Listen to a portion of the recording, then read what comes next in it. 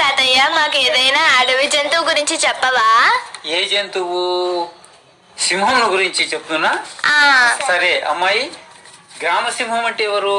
గ్రామ సింహం అంటే కుక్క. దీనిని సునకము, జాగిలము అని కూడా అంటారు తాతయ్య. అమ్మాయి, సింహం అంటే ఎలా ఉంటుంది? అడవికి రాజు ఎవరు? అదే సింహం. ఇది ఒక అరుపు అరిచిందంటే అడవిలో జంతువులన్నీ పారిపోతాయి.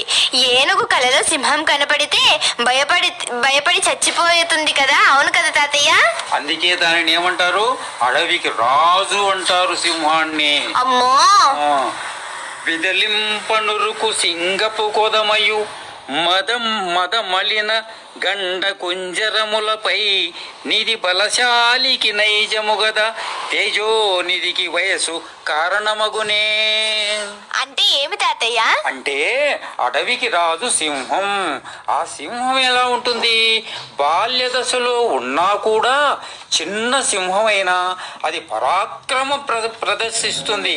మదజలముతో మలినమైన చెక్కిళ్ళు గల ఏనుగులను దాని కుంభస్థలముపైకెక్కి దాని తల పగలగెట్టేస్తుంది ఆ చిన్న సింహపు పిల్ల కూడా.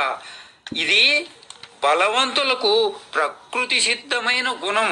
అందుకే అడవిలో సింహం అరిచిందంటే 10 ఆమడలు దూరం పారిపోతాయి మిగతా జంతువులన్నీ. పరాక్రమవంతులకు వయసుతో పని లేదు, చిన్నది లేదు, పెద్దది లేదు. పరాక్రమవంతులు ఎవరైనా ఒకటే. ఓ అలాగా. మీరు కూడా పరాక్రమం అంటే ఏది? విద్యలో పరాక్రమం ప్రదర్శించి ఉన్నత విద్యలు